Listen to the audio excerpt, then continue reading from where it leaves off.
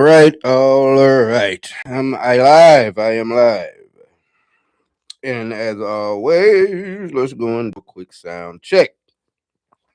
Let me let my seat up. I got all kind of shit going on right now. All right. Oh man, how everybody doing out there in the world? As always, this is the Sunday Live from Straight Like That.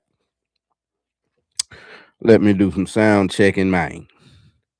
Mine. You did. See if my mic is sounding nice. Is my And there we are. You dig?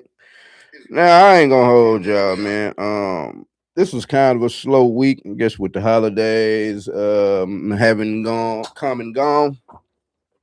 Everybody preparing for the new year. It's been kind of a slow week in the news cycle, so it's a couple of stories that I gathered in, but we just gonna kind of look back at 2025 as a whole, man, and see what comes to mind as I'm going through some of these topics about 2025 and the year that it was. You dig? And we looking forward to 2026.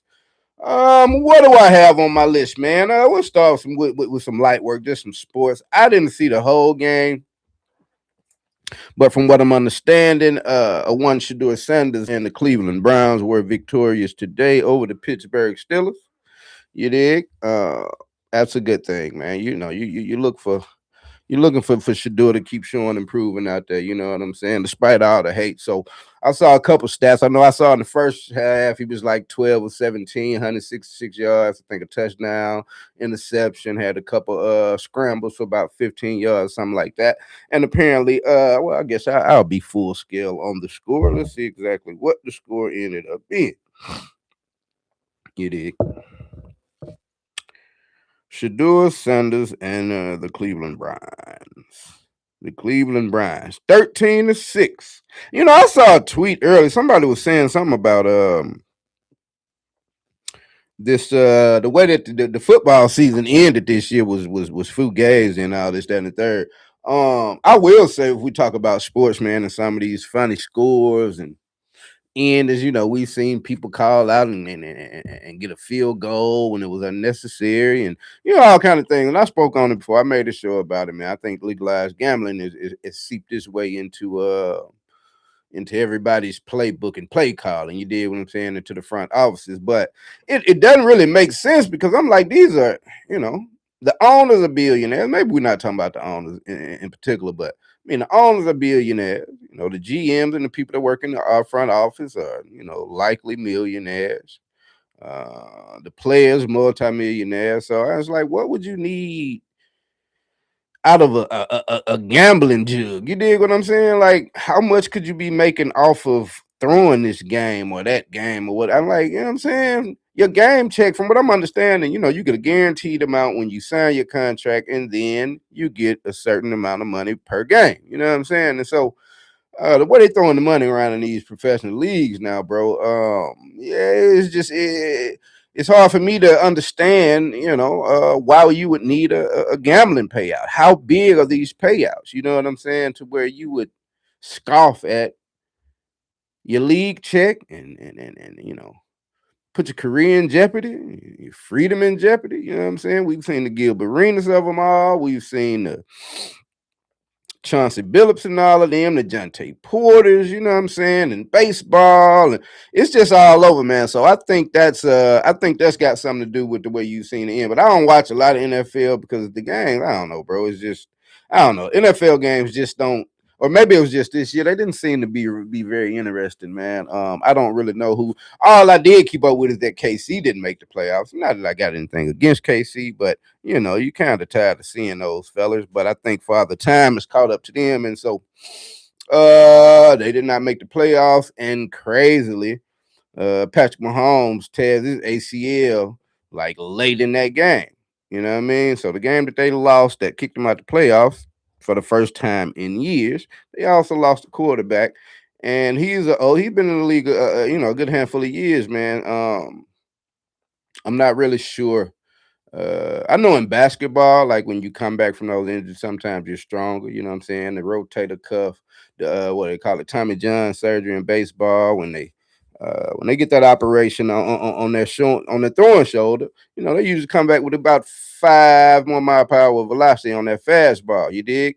Um, in football, I think we've seen a number of players come back. I don't know if it necessarily adds anything to them. So we'll see if that injury is something that for Patrick Mahomes being late on in his career, man.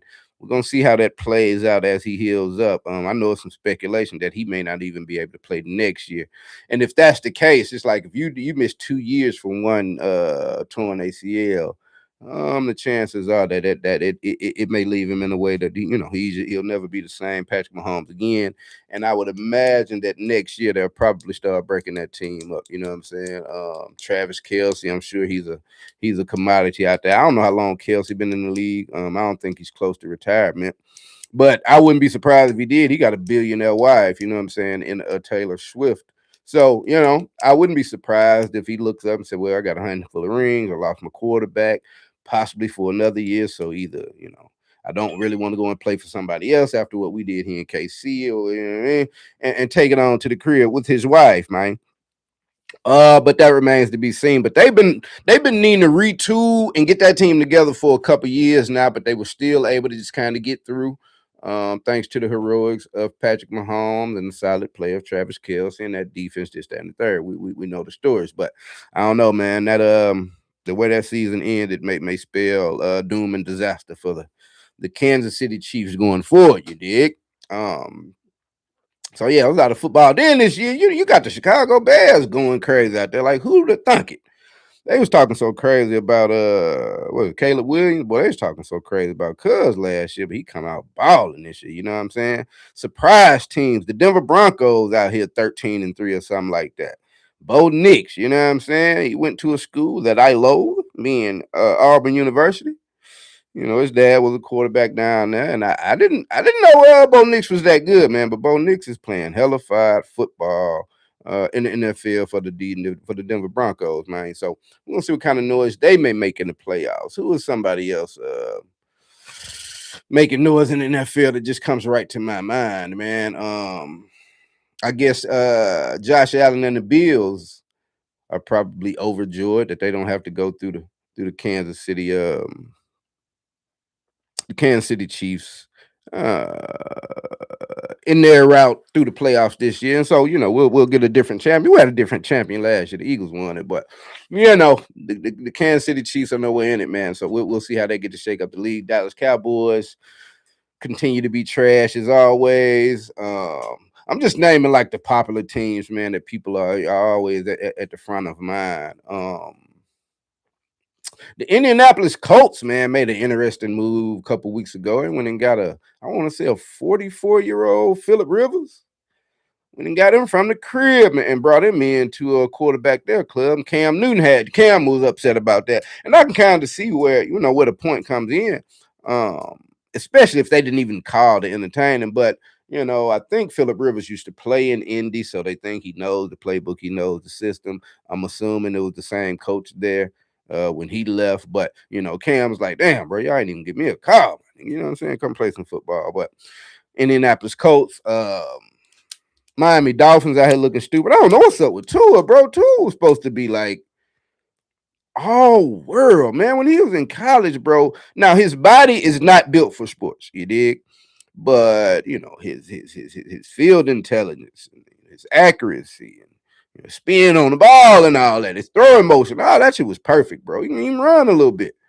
He was doing numbers, man. Like Tua with those slants, bro, was just so perfect and right on time. They would be house calls. You know what I mean? 70-yard house calls on the slant. He did that repeatedly at Alabama.